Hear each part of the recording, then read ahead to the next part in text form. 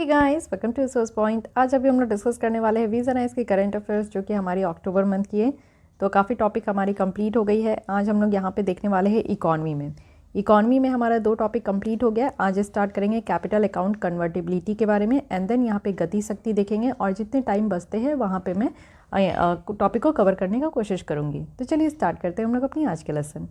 Start करने से पहले एक छोटी सी न्यूज़ कि अगर आप लोग को वीज़ा नाइस के टेस्ट सीरीज़ 2022 के लिए अगर ज्वाइन होनी है तो आप लोग डिस्क्रिप्शन बॉक्स में जो ईमेल आईडी है वहाँ पे आप लोग ज्वाइन हो सकते हो। एक सेकेंड, मैं यहाँ पे स्क्रीन पे भी लिख देती हूँ जिससे क्या होता है कि काफ़ी बच्चों को हेल्प मिल जाती है। तो वहाँ पे आप लोग ज्वाइन हो सकते हो अगर आप लोग को सॉल्व करनी है टेस्ट सीरीज़। ओके, 2 टेस्ट यहाँ पे कंप्लीट हो गई है और टेस्ट 1 टेस्ट 2, उसके बाद टेस्ट 3 आपकी आने वाली है बहुत ही जल्द, 2-3 दिन में अनाउंस कर दूंगी मैं, तो इसलिए आप लोग ज्वाइन हो सकते हो। चलिए स्टार्ट करते हैं कैपिटल अकाउंट कन्वर्टिबिलिटी। अब यहाँ पे शब्दों को समझने का कोशिश कीजिए कि कैपिटल अकाउंट कन्वर्टिबिलिटी है, ठीक है। इससे पहले आप लोग को कुछ बेसिक बातें समझना होगा, तब आप लोग यहाँ पे आओगे। रिलेटेड कॉन्सेप्ट आप समझो, जैसे बैलेंस ऑफ पेमेंट होते हैं जिसे हम लोग BOP कहते हैं, कुछ यहाँ पे कैपिटल अकाउंट होते हैं, कुछ यहाँ पे करंट अकाउंट होते हैं, ठीक है। अब ये सब क्या है, किसी देश का अगर आपको कहे कि हमारे देश का बैलेंस ऑफ पेमेंट क्या है तो आप क्या बताओगे कि क्या है। किसी देश का या फिर हमारे ही देश का अगर आपसे पूछ लिया जाए कि बैलेंस ऑफ पेमेंट क्या है, तो इसमें आपको बताना है कि सारे रिकॉर्ड्स जितने भी इकोनॉमिक ट्रांजैक्शन हुए हैं हमारे देश में, चाहे कोई इंडिविजुअल कर रहा है, चाहे मैं कर रही हूँ, आप कर रहे हो, या फिर कोई बिजनेसेस चला रही है, या फिर हमारी सरकार कर रही है, पूरी तरीके से जितनी भी इकोनॉमिक ट्रांजैक्शन हो रही है उसकी पूरी रिकॉर्ड, उसे हम लोग कहते हैं बैलेंस ऑफ पेमेंट, ठीक है। और ये कब तक का रिकॉर्ड, क्या 10 साल का, 20 साल का, नहीं, एक डिफाइंड पीरियड का। मान लीजिए कि ये 1 साल का ही होता है। मेनली हमारी जो फिनेंशियल ईयर स्टार्ट होती है तो 1 अप्रैल से 31 मार्च तक है, ठीक है। तो इकॉनमी के फील्ड में आप लोग देखो कि हम लोग इस कैलेंडर को फॉलो करते हैं, ना कि 1 जनवरी से 31 दिसंबर तक। तो इसके बीच में जितनी भी ट्रांजैक्शन हुई है सबको मिलाकर हम लोग क्या बोलते हैं, बैलेंस ऑफ पेमेंट। ये समझ में आ गई। अब बैलेंस ऑफ पेमेंट के तहत तो 2 अकाउंट यहाँ पे भी आपको देखने को मिलेगा, एक करंट अकाउंट होते हैं देश के और एक कैपिटल अकाउंट होता है। जस्ट लाइक कि आपके पास भी एक सेविंग अकाउंट होते हैं, एक करंट अकाउंट होते हैं, है कि नहीं। तो इसलिए यहाँ पे भी आप देश में भी देखो 2 अकाउंट है। अब इसमें आपको रटनी नहीं है, नाम से आपको समझना है कि इसका मीनिंग क्या हो रहा है। करंट अकाउंट कहने का मतलब है कि करंट में जो ट्रांजैक्शन हो रही है, जैसे बैलेंस ऑफ पेमेंट में आपका ओवरऑल ट्रांजैक्शन यहाँ पे इंक्लूड किया जाता है, तो कुछ ट्रांजैक्शन होते हैं जो शॉर्ट टर्म के ट्रांजैक्शन होते हैं। इट मीन्स कि जितनी सेविंग्स की गई है और जितनी इन्वेस्टमेंट की गई है उन दोनों के बीच के डिफरेंस को यहाँ पे देखा जाता है। या फिर ईजिली आप समझो कि शॉर्ट टर्म में जो ट्रांजैक्शन हो रही है, यानी कि आज के डेट में, कल के डेट में आप करंट में जो ट्रांजैक्शन कर रहे हो वो आपका इंक्लूड होता है करंट अकाउंट में। अब इसमें क्या क्या होता है, तो आप देखते हो कि डेली बेसिस में इंपोर्ट एक्सपोर्ट्स होते हैं सामान के, इनविजिबल ट्रेड भी होते हैं, यानी कि सर्विसेज वगैरह भी आप देखो कि इंपोर्ट एक्सपोर्ट होते हैं। साथ ही यूनिलैटरल ट्रांसफ़र्स भी होता है, कुछ एक तरीके से आप देखो कि एक डायरेक्शन से यहाँ पे ट्रांसफ़र भी होता है। इन्वेस्टमेंट इनकम भी होते हैं।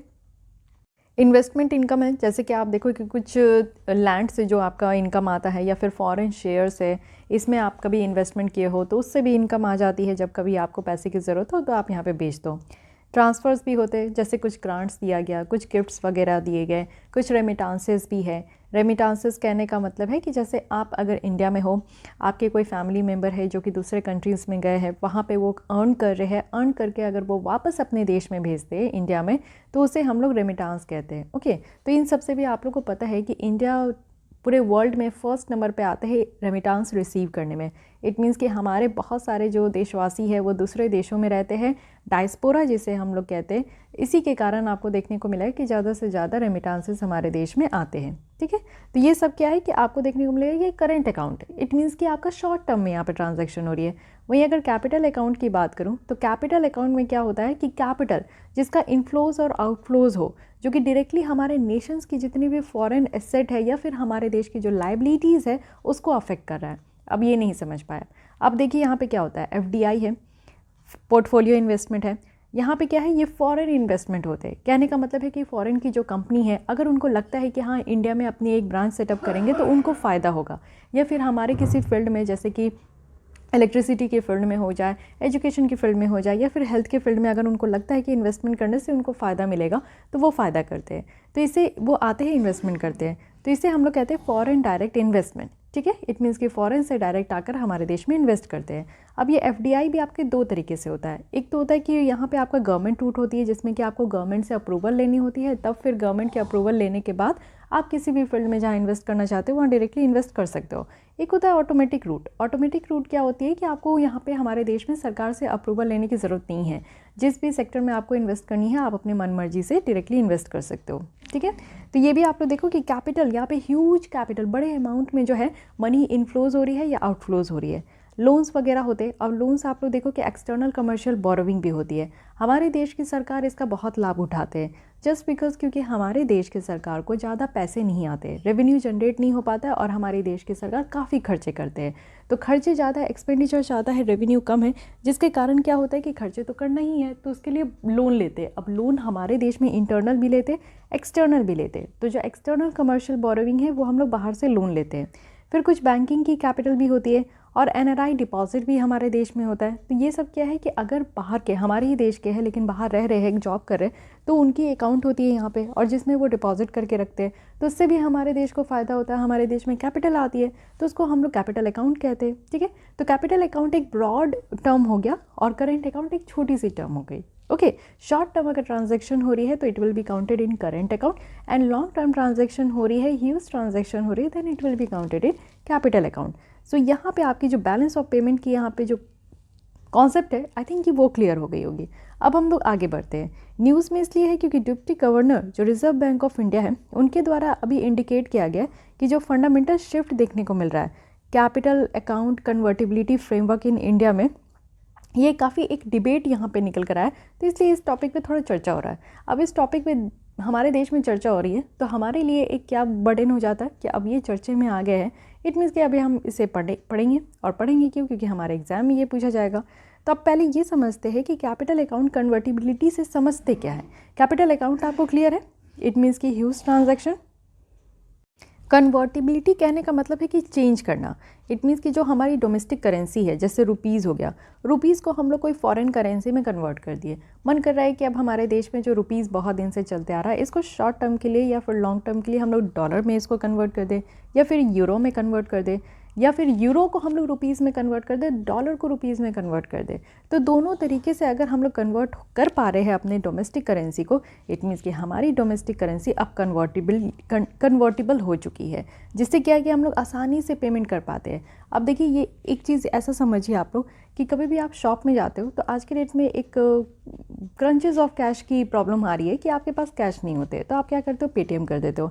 इट मीन्स कि आप अपने कन्वीनियंट के हिसाब से अब आप पे कर रहे हो। अगर आपके पास हाथ में पैसे है तो दे दो, या फिर आपके पास दूसरा ऑप्शन भी है कि आप यहाँ पे जो है पेटीएम वगैरह आप कर दो। वैसे ही सेम आपको देखने को मिलेगा कि कई बार हमारे देश में जो व्यापार होती है तो रुपीज़ में देना थोड़ा दिक्कत होता है, डॉलर में देने में आसानी होती है, क्योंकि वर्ल्ड वाइड तो जो ट्रेड होती है वो डॉलर में होती है कि नहीं।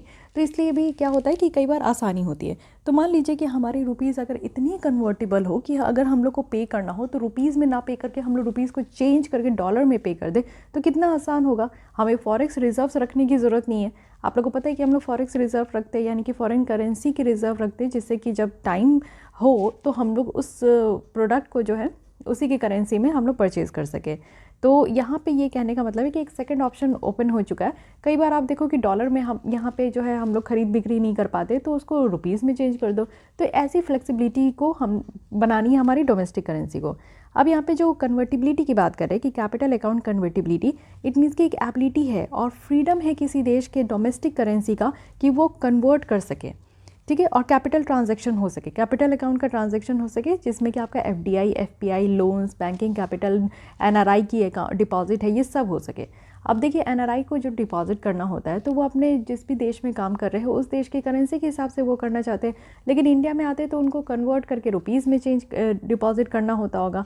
तो ये एक उनके लिए प्रॉब्लम है। मान लीजिए कि वो जिस भी देश में रहते, यूरो वो कमाते, पाउंड में कमाते या फिर डॉलर में कमाते, तो वो अगर इंडिया में आए और उसी करेंसी में अगर वो मतलब कि सेव कर दे तो कितना आसान होगा, चीज़ें आसान हो जाएगी ना। तो इसीलिए यहाँ पे कैपिटल अकाउंट कन्वर्टिबिलिटी के बारे में कहा जाता है कि डोमेस्टिक करेंसी ऐसी होनी चाहिए ना कि टाइम टू टाइम वो चेंज हो सके। अब रेगुलेशन देखते हैं कि कैसे क्या है इसके पास। तो इंडिया में आप देखो कि ये जो है ना कॉस्टली इसको ओपन अप किया गया है कैपिटल अकाउंट को 1990 से। और आज की डेट में अगर हम लोग देखें तो हमारे देश में कैपिटल अकाउंट कन्वर्टिबिलिटी जो है वो पूरी तरीके से कंप्लीट नहीं है, ये पार्शियल है। तो ये ध्यान रखिएगा कि हम लोग पूरी तरीके से अपनी डोमेस्टिक करेंसी को इतने छुट्टे में नहीं रखते, खुले में नहीं रखते कि जब मन करे इसको कन्वर्ट कर लो दूसरी करेंसी में या फिर दूसरी करेंसी से अपनी करेंसी में कन्वर्ट कर लो, ऐसा नहीं रखते, पार्शियल करते, यानी कि आधा आधा ये हो रहा है। बहुत सारी कमिटीज़ है जो कि इस्टेब्लिश की गई है आरबीआई के द्वारा, और वो इसके बारे में रिकमेंडेशन भी अपनी दी गई है कि कितना बेटर रहेगा या फिर कितना डेंजरस रहेगा अगर हम लोग अपने करेंसी को इस तरीके से कन्वर्टिबिलिटी बनाते हैं, तो फुल्ली कन्वर्टिबिलिटी। तो कमेटी यहाँ पे आपका 1997 का है जो कि तारापुर कमेटी है। इनके द्वारा रिकमेंड किया गया था कि फुल कन्वर्टिबिलिटी जो है वो आपका बेस्ट होगा सर्टेन बेंचमार्क में, जो कि हमारे देश में काफ़ी प्रॉब्लम आपको देखने को मिलेगा। एक प्रॉब्लम होती है फिस्कल डेफिसिट की। अभी जैसे मैं बोली कि सरकार की जो है एक्सपेंडिचर बहुत ज़्यादा है और जो रेवेन्यू है वो बहुत कम है, तो इसको देखते हुए जो है फिस्कल डेफिसिट देखना होगा, इन्फ्लेशन देखना होगा, इट मीन्स कि महंगाई बढ़ जाती है हमारे देश में। साथ ही नॉन परफॉर्मिंग एसेट का क्या हालचाल है उसके बारे में देखना होगा। नॉन परफॉर्मिंग एसेट कहने का मतलब है कि बैड लोन्स, अगर 19 डेज़ तक वो लोन्स वापस नहीं आते हैं बैंकों में, तो कहने का मतलब है रीपेमेंट नहीं किया जाता, तो उसको हम लोग नॉन परफॉर्मिंग एसेट के कैटेगरी में रख देते हैं, ऐसी एसेट जो कि परफॉर्म नहीं कर रही है। ओके, उसके बाद आप देखो कि कमेटी जो कि यहाँ पे आपका तारापुर कमेटी फिर 2006 में इनके द्वारा सजेस्ट किया गया था कि ग्रेजुअल कैपिटल अकाउंट लिबरलाइजेशन होनी चाहिए। इट मीन्स कि ये जो तारापुर कमेटी है ना, ये ऐसा तो कहती है कि हाँ फुल्ली कैपिटल अकाउंट कन्वर्टिबिलिटी होनी चाहिए, लेकिन फिर विथ टर्म्स एंड कंडीशन, क्योंकि हमारे देश में ऐसी कंडीशन नहीं है कि हम लोग अपनी करेंसी को पूरी तरीके से छुट्टा छोड़ दें। ठीक है, तो फिस्कल डेफिसिट की प्रॉब्लम है, इन्फ्लेशन की प्रॉब्लम होती है, नॉन परफॉर्मिंग एसेट से तो हम लोग, हमारी पब्लिक सेक्टर क्या प्राइवेट सेक्टर भी जूझ रही है, हमारी इंश्योरेंस कंपनी भी जूझ रही है, तो इसलिए हमें ये सोचना होगा। अब स्टेप सरकार के द्वारा क्या लिया गया है जिससे कि हम लोग यहाँ पे पूरी तरीके से कन्वर्टिबिलिटी बना सके, तो फुल्ली एक्सेसिबल रूट को यहाँ पे इंट्रोड्यूस किया गया है, जिसमें कि आप देखो कोई लिमिट नहीं है नॉन रेसिडेंट इन्वेस्टमेंट का, कि वो यहाँ पे गवर्नमेंट की जो सिक्योरिटीज़ होती है जीसेक होती है, तो जीसेक में जो इन्वेस्ट करना चाहते हैं बाहर के लोग तो वो आराम से कर सकते हैं, उनके लिए कोई लिमिटेशन नहीं है। तो ये एक पहली डोर ओपन की गई है। सेकंड है कि ट्रेड को अलाउ किया गया है कि नॉन कन्वर्टिबल फॉरवर्ड जो रुपी मार्केट है उसमें, तो आरबीआई के द्वारा बैंकों को अलाउ किया गया, हमारे देश के जितने भी बैंक हैं, कि आप इंटरनेशनल जो financial service centre banking unit है इसको यहाँ पे आप लोग ऑपरेट करो, जो कि यहाँ पे एनडीएफ मार्केट में पार्टिसिपेट करते हैं, या इट मीन्स कि नॉन कन्वर्टिबल फॉरवर्ड जो मार्केट है उसमें ये यहाँ पे ये पार्टिसिपेट करते हैं। एनडीएफ की बात करो तो एनडीएफ क्या है इसको डिटेल में समझिए। एक फॉरेन एक्सचेंज डेरिवेटिव कॉन्ट्रैक्ट है जिसमें कि जो इन्वेस्टर्स है ना उनको अलाउ किया जाता है कि आप नॉन कन्वर्टेबल करेंसीज में ट्रेड कर सकते हो। जैसे हमारी क्या है रुपीज़ की ये पार्शियल कन्वर्ट होती है, लेकिन कुछ ऐसे भी करेंसीज होते हैं जो कि वो कन्वर्ट ही नहीं होती है, तो उसमें आप ट्रेड करो विद कॉन्ट्रैक्ट सेटलमेंट, यानी कि वो जो कन्वर्टेबल करेंसी होते हैं ना उसके साथ कॉन्ट्रैक्ट कर लो और फिर सेटलमेंट के साथ यहाँ पे, यानी कि ऐसा नहीं है कि ऐसा लगे कि आप किसी के साथ डिस्क्रिमिनेट कर रहे हो, किसी देश की करेंसी के साथ डिस्क्रिमिनेट कर रहे हो, तो ऐसा नहीं करना चाहिए। तो इसको हम लोग क्या कहते हैं, non convertible forward market. Okay, liberalised यहाँ पे रेमिटेंस स्कीम कहा गया है, जिसमें कि सारे रेसिडेंट इंडिविजुअल को अलाउ किया गया है, जिसमें कि माइनर्स भी होते हैं। माइनर्स कहने की मतलब है कि वैसे लोग जिनकी 18 ईयर से कम एज है तो वो फ्रीली रिमिट कर सकते हैं अप टू 2.5 लाख USD पर फाइनेंशियल ईयर, जो कि स्टार्ट होता है आपका 1 अप्रैल से 31 मार्च तक है। तो यहाँ पे कहा गया कि 2.5 लाख तक यहाँ पे रिमीट कर सकते हैं। माइनर्स को भी ये अलाउ किया गया है और सारे हमारे देश में रहने वाले इंडिविजुअल को भी अलाउ किया गया कि किसी भी परमिसिबल करेंट या कैपिटल अकाउंट ट्रांजैक्शन में, या फिर दोनों में, करेंट अकाउंट हो या कैपिटल अकाउंट हो, दोनों में यहाँ पे वो रेमिटेंसेस भेज सकते हैं। तो ये बहुत अच्छी स्कीम है जो कि आप देख सकते हो कि काफ़ी यहाँ पे एक फ्रीडम मिला है हमारे देश में रहने वाले लोगों को। साथ ही जो एक्सटर्नल कमर्शियल बोरोविंग है ना उसको भी रैशनलाइज किया गया है। अब इसके तहत आप देखो आरबीआई के द्वारा कुछ स्टेप्स लिया गया। सबसे पहली बात है कि जो यहाँ पे सेक्टर वाइज लिमिट थी ना उसको हटा दिया गया। सारे एंटिटीज़ एलिजिबल है कि अब वो एफडीआई को रिसीव करेंगे। और आप लोग को पता है कि कई ऐसे सेक्टर्स है जहाँ पे ऑटोमेटिक रूट से 100% यहाँ पे एलिजिबिलिटी रखी गई है कि अगर किसी कंपनी को, इन्वेस्टर्स को लगता है कि वो इन्वेस्ट करना चाहते हैं तो वो फ्रीली आकर इन्वेस्ट कर सकते हैं। ठीक है, साथ ही अगर हम लोग देखें तो जो इंड यूज़ रेस्ट्रिक्शन है, इट मीन्स कि जो एक्सटर्नल कमर्शियल बोरोविंग से रिलेटेड जो इंड यूज़ रेस्ट्रिक्शन है उसको भी रिलैक्स किया गया है। कुछ कॉर्पोरेट्स को और जो NBFCs है ना, उनको अलाउ किया गया है कि वो एक्सटर्नल कमर्शियल बोरोविंग को रेज़ करे।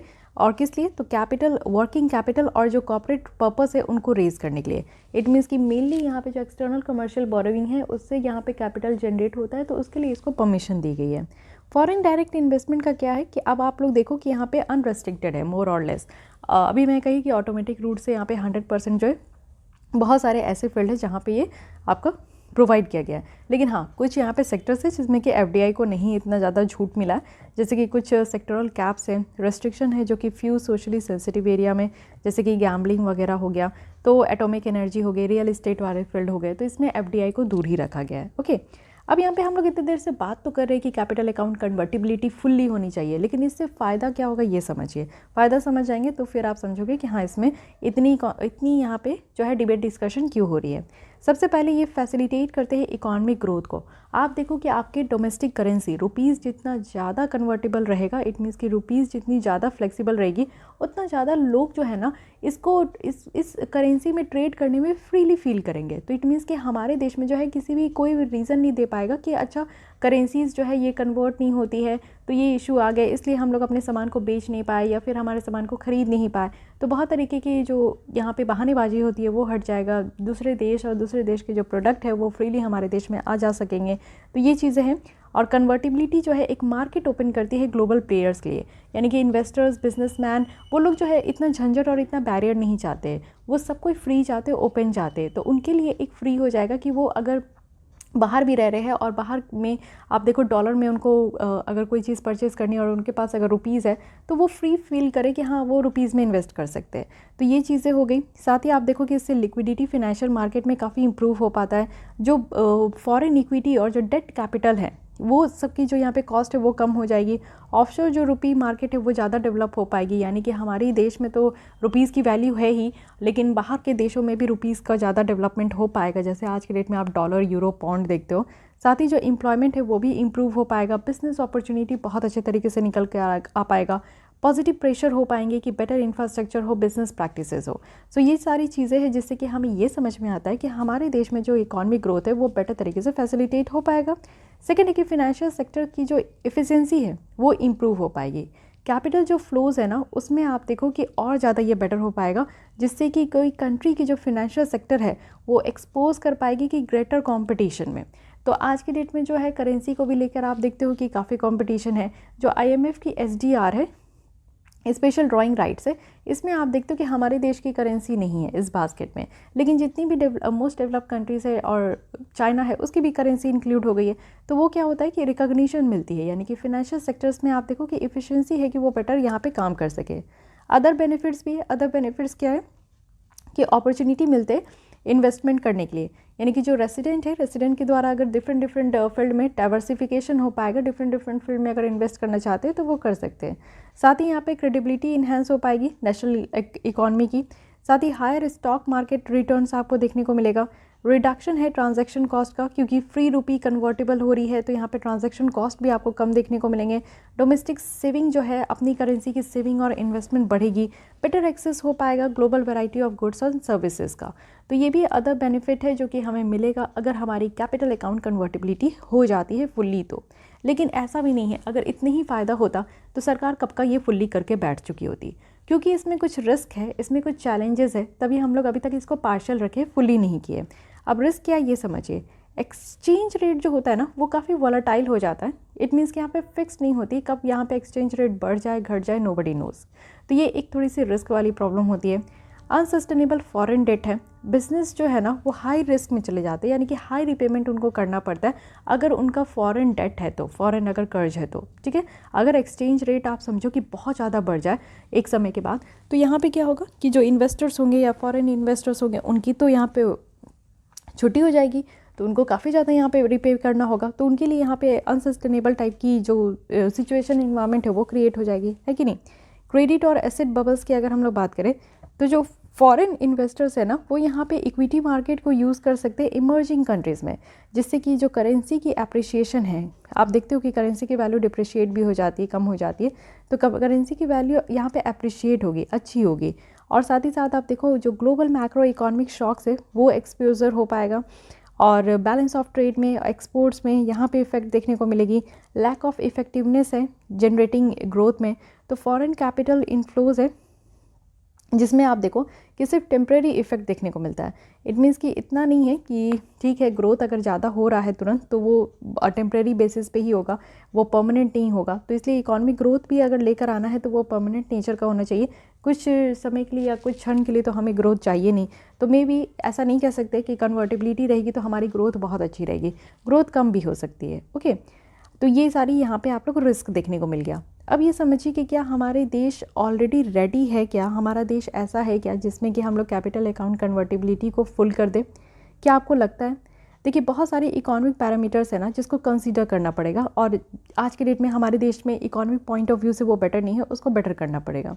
इट मीन्स कि बार्गेनिंग जो फॉरेक्स रिजर्व्स है, आप देखो आज के डेट में सबसे ज़्यादा हमारे पास जो है फॉरेक्स रिजर्व्स है जिसमें कि $640 बिलियन तक का है। हायर इंक्रीज़ देखने को मिलेगा, यानी कि एफडीआई फ्लोज भी हमारे देश में बहुत ज़्यादा बढ़ चुका है। ये आप देख सकते हो एफडीआई फ्लोज, ये ब्लू वाली जो है ये एफडीआई फ्लोज है जो कि आप 2016-17 से अगर 2021 तक देखें तो काफ़ी हद तक ये बढ़ चुका है। लो करेंट अकाउंट डेफिसिट है जो कि 1% ऑफ जीडीपी है फोर्थ क्वार्टर में। तो हमारा जो है करेंट अकाउंट डेफिसिट भी कम है। इट मीन्स कि जो व्यापार है हमारा ट्रेड का, एक्सपोर्ट इम्पोर्ट का, तो ये भी आपको जो है थोड़ा मैनेज देखने को मिलेगा। और साथ ही अगर हम लोग अपनी देश की बात करें तो हमारे देश में हाई फिस्कल डेफिसिट है। 2021 में आफ्टर पोस्ट कोविड आप देखो 9.3% तक हमारा फिस्कल डेफिसिट बढ़ गया था। इट मीन्स कि सरकार की जो रेवेन्यू थी वो तो जनरेट होना बहुत कम हो चुका था क्योंकि इंडस्ट्रीज़ वगैरह सब ठप हो चुके थे। साथ ही खर्चे जो है वो एक्स्ट्रा करने पड़े सरकार को कोविड के टाइम में। तो इसके कारण हमारा फिस्कल डेफिसिट जो है वो बिना किसी लगाम के इतना ज़्यादा बढ़ चुका है। इन्फ्लेशन भी अगर आप लोग देखो तो 2021 का जो अक्टूबर मंथ का है वहाँ पे 4.48% है। तो इसलिए हमारे देश में थोड़ी प्रॉब्लम है। अगर हम लोग इस तरीके से फुल्ली कन्वर्टिबिलिटी कर देते हैं हमारी कैपिटल अकाउंट को तो ये फिजिबल नहीं होगा, आज के डेट में उतना सही नहीं होगा। तो यही कहा गया है कि हमारे देश को एक प्रैग्मेटिक अप्रोच लेने की ज़रूरत है करेंट अकाउंट लिबरलाइजेशन को लेकर। अब यहाँ पे कुछ आप लोग देखो कि बातें रखी गई है कि हम लोग को फेज़ मैनर में प्रोसीड करना है। ऐसा नहीं है कि जैसे अभी क्या है ना कि हम लोग पार्शियल इस्तेमाल करते हैं, तो फुल्ली से अगर हम लोग मतलब कि सडन से अगर उसको फुल्ली कन्वर्ट कर दे तो कहीं ना कहीं हमारी इकॉनमी में रिस्क होगा या फिर हमारी इकॉनमी में ग्रेजुअली किसी न किसी तरीके से डिक्रीज़ देखने को मिलेगा। तो इसलिए अगर हम लोग को फुल्ली करना भी है ना तो जैसे आप लोग देख रहे हो कि धीरे धीरे जो है बहुत सारे स्टेप्स लिए गए हैं आरबीआई के द्वारा भी, सरकार के द्वारा भी। तो फुल्ली एक्सेसिबल रूट है, तो इंटायर जीसेक इशुएंस जो है वो एलिजिबल हो गया है नॉन रेसिडेंट इन्वेस्टमेंट में। तो गवर्नमेंट सिक्योरिटीज़ होती है, और ये चीज़ बताइए कि गवर्नमेंट सिक्योरिटीज़ को सेल और परचेज जहाँ किया जाता है उस मार्केट का नाम क्या होता है, तो वो आप लोग को कमेंट बॉक्स में बतानी है। साथ ही एक्सटर्नल कमर्शियल जो है बोरोविंग है, इसको भी कंट्रोल किया जा सकता है जब तक कॉर्पोरेट गवर्नेंस और जो सुपरवाइजरी है वो ज़्यादा रोबस्ट हो जाता है। तो देखिए क्या होता है ना कि मेनली यहाँ पे कहा गया कि हम लोग को धीरे धीरे फेज मैनर में प्रोसीड करना होगा। अब ऐसा है नहीं कि हमारे अगर इकोनॉमिक पॉइंट ऑफ व्यू में ये सारे फिस्कल डेफिसिट की प्रॉब्लम है, इन्फ्लेशन की प्रॉब्लम है, तो ये आगे भी रहेगी, आगे नहीं रहेगी, धीरे धीरे ये ठीक हो जाएगा। तो इसलिए उस हिसाब से हम लोग को आगे बढ़ना चाहिए। Develop a system of check and balance, क्योंकि देखिए करंट अकाउंट जो कन्वर्टिबिलिटी है उससे रिस्क अराइज हो रही है जो कि अभी ऑलरेडी मैं आपको बता चुकी हूँ। तो इसलिए हम लोग को चेक एंड बैलेंस करना होगा कि अगर हम लोग इसको कन्वर्ट कर रहे हैं फुल्ली तो क्या क्या परेशानियाँ आ रही है उसको कैसे मैनेज कर सके। ओके, फिर मार्केट पार्टिसिपेंट्स भी यहाँ पे प्रिपेयर करना होगा, पर्टिकुलरली जो बैंक्स है, जिससे कि जो बिजनेस प्रोसेस चेंज हो रहे हैं उसको हम लोग मैनेज कर सके। और फिर उसके बाद साउंड जो मैक्रो इकोनॉमिक फंडामेंटल्स है उसको डेवलप करने की ज़रूरत है। जैसे कि यहाँ पे तारापुर जो कमेटी है उनके द्वारा रिकमेंडेशन दी गई है, तो वो भी हम लोग को अडॉप्ट करना चाहिए, और उनकी भी रिकमेंडेशंस जो है काफ़ी हद तक सही है। इनके द्वारा ये भी कहा गया था कि एक ऑफिस ऑफ पब्लिक डेट हम लोग को सेटअप करना चाहिए जिससे कि इंडिपेंडेंटली हम लोग काम कर सके। आरबीआई को इतना ज़्यादा चेक एंड बैलेंस करने की ज़रूरत नहीं है, उसके बाहर रहकर भी हम लोग काम कर सकते हैं। तो उसके लिए ऑफिस ऑफ पब्लिक डेट एक सेटअप करना चाहिए। साथ ही जो बिजनेस इन्वायरमेंट है उसको स्ट्रेंथन करने की ज़रूरत है। फुलर जो यहाँ पे आपका करंट अकाउंट कन्वर्टिबिलिटी है, तो इसको अगर हम लोग हायर ग्रोथ के साथ इसको कल्मिनेट करते हैं तो कुछ फैक्टर्स के द्वारा यहाँ पे आपका फैसिलिटेट किया जाएगा। जैसे कि जो क्विक बैंकरप्सी प्रोसीडिंग है, जैसे कि आप देखो कि बैंकरप्ट एंड इंसॉल्वेंसी जो आपका कोड आया है उसके तहत आप लोग देखो कि जो कंपनी की दिवालिया निकल जाती है, ऐसी कंपनी जो कि ह्यूज डेट में जा चुकी है, कर्ज में जा चुकी है, तो उनके लिए जल्दी से जल्दी प्रोसीडिंग होनी चाहिए, इंफ्रास्ट्रक्चर ग्रोथ होनी चाहिए। हमारे देश में अगर एक बार आप देखो कोई ब्रिजेस भी बनानी है, कोई डैम बनानी है, तो स्टार्ट तो आज होगी लेकिन वो कंप्लीट कब होगी नोबडी नोज़। तो इट विल टेक, आप लोग देखते हो कि 20 ईयर्स 30 ईयर्स तक अभी टाइम लग जाता है, तो उसको हम लोग को फास्ट करना होगा। एफडीआई जो ट्रांजैक्शन है उसको स्ट्रीमिंग करनी होगी कि ट्रांजैक्शन कैसे कैसे हो रही है, और टैक्स क्लैरिटी होनी चाहिए। तो आपको भी पता है वन टैक्स वन नेशन करने की बात की जा रही है हमारे सरकार के द्वारा, तो टैक्स को सिंप्लीफाई किया जा रहा है। इवन डायरेक्ट टैक्स सिंप्लीफिकेशन भी आ रहे हैं, जिसको हम लोग डायरेक्ट टैक्स कोड कहते हैं। तो इसमें क्या है कि जो डायरेक्ट टैक्स है, जो कि लोगों के द्वारा सरकार को डायरेक्ट दिया जाता है without any involvement of intermediaries, तो इसमें क्या होता है कि इसको और सिंप्लीफाई करने की कोशिश की जा रही है, जिससे कि लोगों को प्रोसेस समझ में आए। इनडायरेक्ट टैक्स में तो हमारा जीएसटी आ गया है, वन नेशन वन टैक्स, लेकिन डायरेक्ट टैक्स जो है उसको भी सिंप्लीफाई किया जा रहा है। तो हम लोग को जो बिजनेस एनवायरनमेंट है ना, उसको और ज़्यादा स्ट्रेंथन करने की ज़रूरत है। तो पहले हम लोग को फोकस कहीं बेसिक चीज़ों पर करना होगा, तब जाकर हम लोग जो है सोच सकते हैं कि हाँ हम लोग फुल्ली कन्वर्टिबिलिटी में आ जाए। अब यहाँ पे कंक्लूजन में कहा जा रहा है कि इंडिया में आप देखो कि लॉन्ग वे है कि हम लोग यहाँ पे एक कन्वर्टिबिलिटी की जो लेवल है ना, उसको हम लोग कैपिटल अकाउंट में इसको इंक्रीज़ कर सके। लेकिन ब्रॉडली ये अचीव किया जा सकता है जितनी भी डिज़ायर्ड आउटकम्स है पॉलिसी चॉइस का, तो उसके बेसिस पे। साथ ही सेम टाइम में आप देखो कि जो रेट ऑफ चेंज है कैपिटल कन्वर्टिबिलिटी का, तो ये सिर्फ क्या करेगा, इससे सिर्फ इंक्रीज़ होगी हर एक सेक्टर्स में और सिमिलर मेजर्स में। तो यही सारी बातें यहाँ पे बताई जा रही है कि हमें सोच समझ के जो है कन्वर्टिबिलिटी पे जाना चाहिए।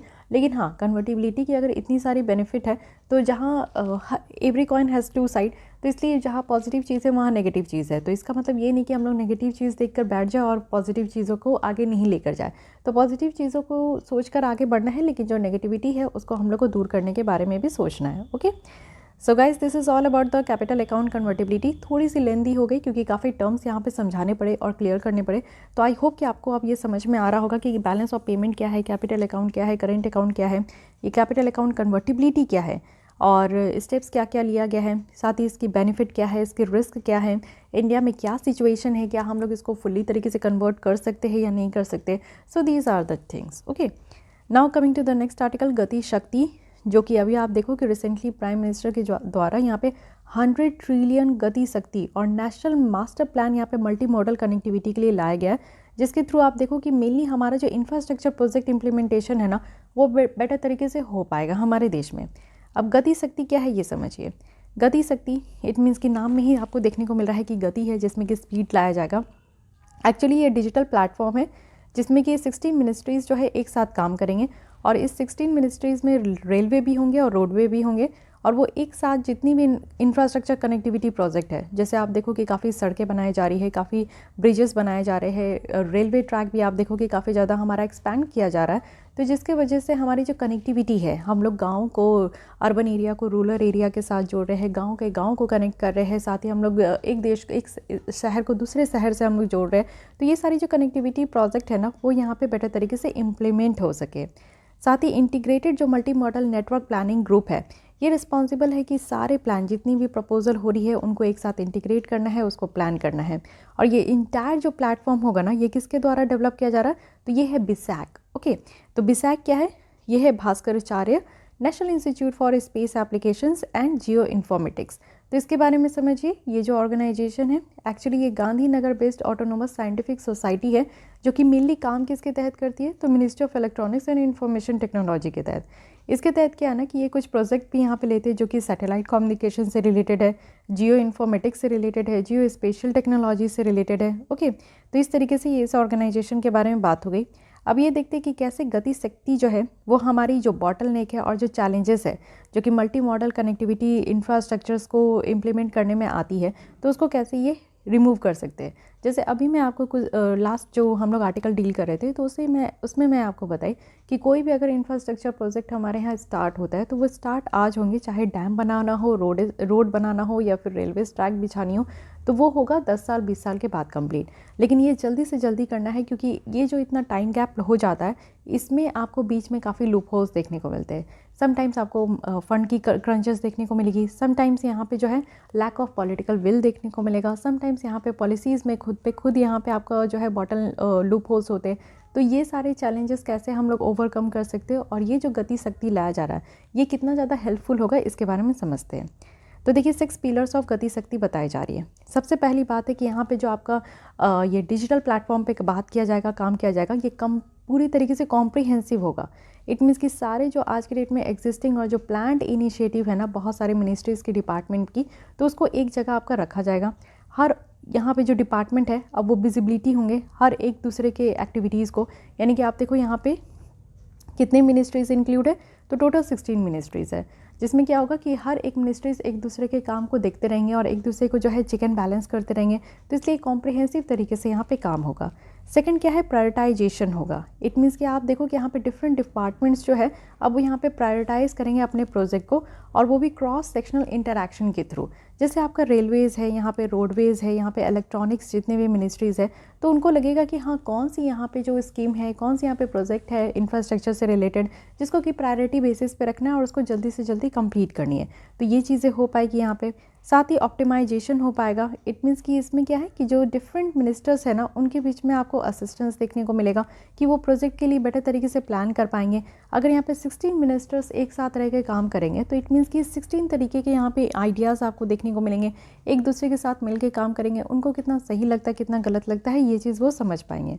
साथ ही अगर हम लोग गुड्स की ट्रांसपोर्टेशन के लिए देखें जो कि एक प्लेस से दूसरे प्लेस में किया जाता है, तो जो प्लान है ना यहाँ पे मोस्ट ऑप्टिमम रूट को सेलेक्ट करने का, तो वो भी हम लोग कर पाएंगे। यानी कि 16 मिनिस्टर्स जब एक साथ बैठेंगे तो वो इस चीज़ पे डिस्कशन करेंगे कि किस तरीके से टाइम कम लगे इंफ्रास्ट्रक्चर को डेवलप करने में और कॉस्ट कम लगे, इस मतलब कि यहाँ पे जो खर्चे हो जाते हैं इंफ्रास्ट्रक्चर प्रोजेक्ट को डेवलप करने में वो भी कम हो सके। साथ ही यहाँ पे सिंक्रोनाइजेशन की भी बात है कि जो एक्टिविटीज़ है हर एक डिपार्टमेंट की वो मिलके काम करेंगे। डिफरेंट लेयर्स ऑफ यहाँ पे गवर्नेंस होगा, कोई एक दूसरे को जो है ना मतलब कि आप देखो कंपटीशन रहेगा, अच्छे तरीके से काम करेंगे, हेल्दी इन्वायरमेंट रहेगा। साथ ही यहाँ पे एनालिटिकल भी रहेगा, अब लोग अच्छे तरीके से सोच पाएंगे, प्लान कर पाएंगे, एनालाइज कर पाएंगे, देख पाएंगे क्या लूपहोल्स है, क्या गड़बड़ी है, कितना करना काम ज़रूरी है, किस तरीके की स्कीम्स की ज़रूरत है, पॉलिसीज़ की ज़रूरत है, तो ये सब मिलके जो है यहाँ पे देख लेंगे। ओके, उसके साथ डायनेमिक भी है। अब क्या है कि सारे मिनिस्टर्स और जो डिपार्टमेंट है वो यहाँ पे विजुअलाइज करेंगे, रिव्यू करते रहेंगे कि हाँ कोई भी यहाँ पे इंफ्रास्ट्रक्चर प्रोजेक्ट है, एक दूसरे के काम को भी यहाँ पे जो है मॉनिटर करते रहेंगे, तो ये बेटर रहेगा। ओके, सो ये 6 पिलर्स पे ये गति शक्ति जो है काम करेगा। इसी के साथ आप लोग देखो कि यहाँ पे सिलॉड स्ट्रक्चर कहा जा रहा है। इट मीन्स कि लैक ऑफ कोऑर्डिनेशन है बिटवीन इंडिविजुअल मिनिस्टर्स और डिपार्टमेंट, तो ये चीज़ें देखने को मिलेगी। टाइम और कॉस्ट जो है ओवर रन हो जाते हैं। जो इंफ्रास्ट्रक्चर स्कीम है बहुत सारे मिनिस्टर्स का आप देखो, स्टेट गवर्नमेंट का भी है, जैसे भारत माला है, सागर माला है, ये सब जो है अभी तक कंप्लीट नहीं हुए हैं क्योंकि इसमें बहुत तरीके के इश्यूज़ है। एक तो बहुत लंबा समय लग रहा है और इसमें आप देखो कि मल्टीपल मिनिस्ट्रीज़ की यहाँ पे मल्टीपल डिपार्टमेंट की रेगुलेटरी की ज़रूरत है, यानी कि क्लियरेंस की ज़रूरत है, तो वो भी नहीं मिल पाती है। तो इसलिए यहाँ पे आप लोग देखो कि टाइम और जो कॉस्ट है वो बहुत ज़्यादा लगता है। लैक ऑफ कॉमन विज़न है, क्योंकि क्या होता है ना कि कोई प्रोजेक्ट कोई डिपार्टमेंट को अच्छा लगेगा, कोई प्रोजेक्ट कोई डिपार्टमेंट को लगेगा अच्छा लगेगा। रेलवे की अगर प्रोजेक्ट यहाँ पे रेलवे मिनिस्टर के द्वारा लाया जा रहा है तो इट मे बी पॉसिबल कि रोड मिनिस्टर को जो है वो अच्छा नहीं लगेगा कि नहीं इसमें ये चीज़ें होनी चाहिए, वो चीज़ें होनी चाहिए, तो ये भी एक प्रॉब्लम है कि कॉमन विज़न की कमी हो जाती है। साथ ही वेस्टफुल एक्सपेंडिचर है, यानी कि कभी कभी आप देखो कि लॉन्ग टर्म और हॉलिस्टिक प्लानिंग होती के कमी के कारण जो है खर्चे जो है ना वो बर्बाद हो जाते हैं, पैसे बर्बाद हो जाते हैं। तो कुछ अदर पोटेंशियल यहाँ पे बेनिफिट बताया गया यहाँ पे गति शक्ति का। ये क्या है ना कि डिजिटल बैकबोन है नेशनल इंफ्रास्ट्रक्चर पाइपलाइन का। आपको पता है कि नेशनल इंफ्रास्ट्रक्चर पाइपलाइन लाई जा रही है जिसपे कि जो भी चीज़ें ज़रूरत है वो यहाँ पे प्रोवाइड किया जाएगा और ऑप्टिमम यूजेस जो है वो इंश्योर किया जाएगा। फिनेंशियल रिसोर्सेज जो भी इस पाइपलाइन के तहत गारंटी की जा रही है। एम्प्लॉयमेंट जनरेशन देखने को मिलेगा। इट मीन्स कि अब यहाँ पे क्या है कि सारे मिनिस्टर्स से मिल के काम कर रहे हैं, तो ज़्यादा से ज़्यादा यहाँ पे इंफ्रास्ट्रक्चर प्रोजेक्ट निकलेंगे, फास्ट तरीके से काम होगा, तो इसमें एम्प्लॉयमेंट भी जनरेट हो पाएगा, अपॉर्चुनिटी मिल पाएगी यूथ्स को। हमारे देश में फ्यूचर्स में आने वाले मतलब कि जो लोग हैं उनको यहाँ पे अपॉर्चुनिटी मिलेगा। हमारा जो न्यू इकोनॉमिक जोन है, क्लस्टर्स क्रिएशन है, वो यहाँ पे बूस्ट हो पाएगा। लिवरेज हो पाएगी टेक्नोलॉजीज़, जैसे आप देखो बहुत सारी टेक्नोलॉजीज़ का बेटर इस्तेमाल हो पाएगा। जो स्पेशल प्लानिंग टूल्स है इसरो के द्वारा वो भी यहाँ पे इंक्लूड है।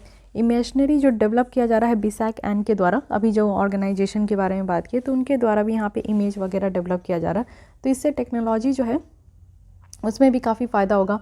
हमारी जो प्रोडक्टिविटी और कॉम्पिटिटिवनेस है वो इम्प्रूव हो पाएगी। इकोनॉमिक जोन, जैसे कि आप देखते हो कि टेक्सटाइल क्लस्टर बनाई जा रही है, हमारा देश जो है टेक्सटाइल में 2nd या 3rd नंबर पे आते हैं हम लोग, तो ये अप डाउन होते ही रहता है हर एक साल।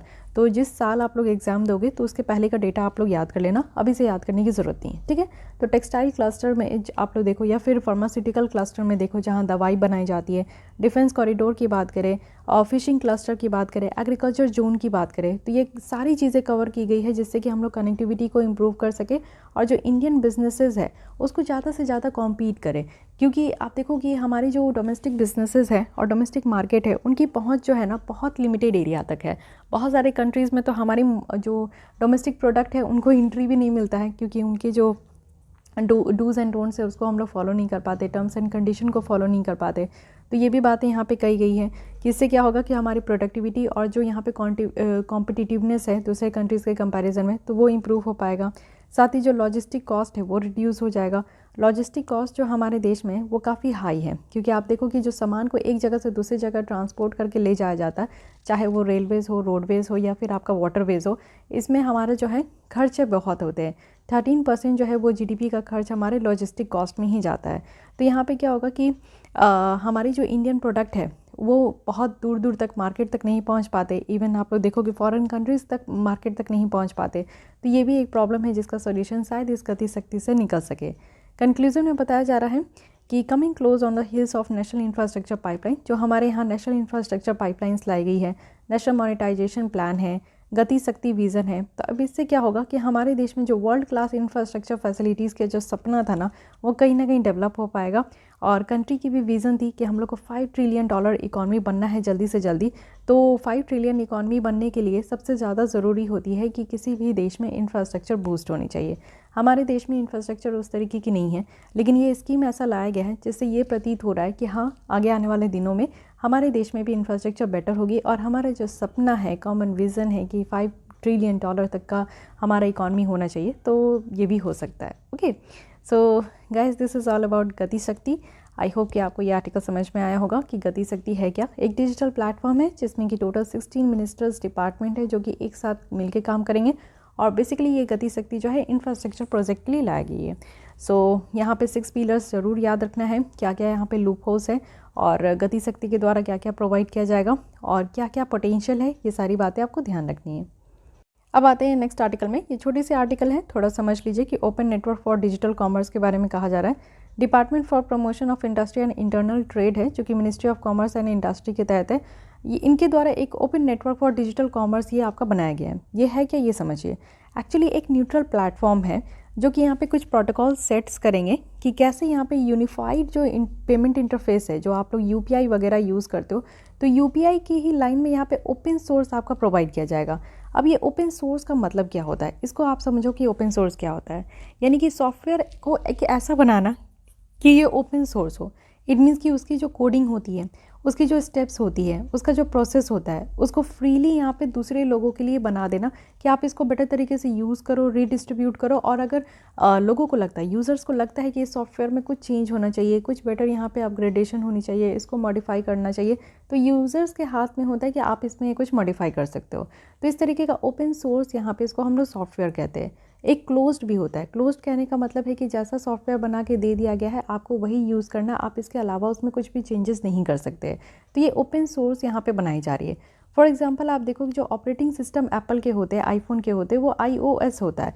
तो ये क्लोज्ड सोर्स है। इसका कहने का मतलब है कि इसको आप लीगली मॉडिफाइड नहीं कर सकते, कानूनी तौर पर भी नहीं कर सकते, ठीक है। और गूगल की जो एंड्रॉइड ऑपरेटिंग सिस्टम है ये ओपन सोर्स है, जिसमें कि आप देखो कि स्मार्टफोन मैन्युफैक्चरर्स के द्वारा काफ़ी पॉसिबल होते हैं कि वो अपने हिसाब से जो है इस सॉफ्टवेयर में मॉडिफाई कर लेते हैं।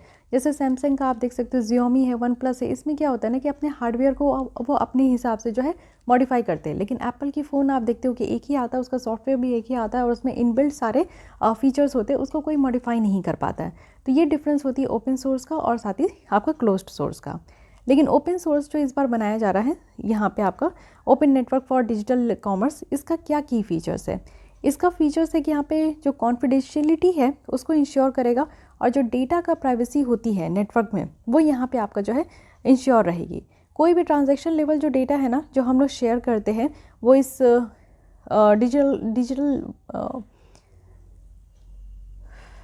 डिजिटल कॉमर्स में, तो ये क्या होगा कि ये मैंडेटरी नहीं है कि हम लोग को अपनी सारे ट्रांजैक्शन डेटा को शेयर करना होगा।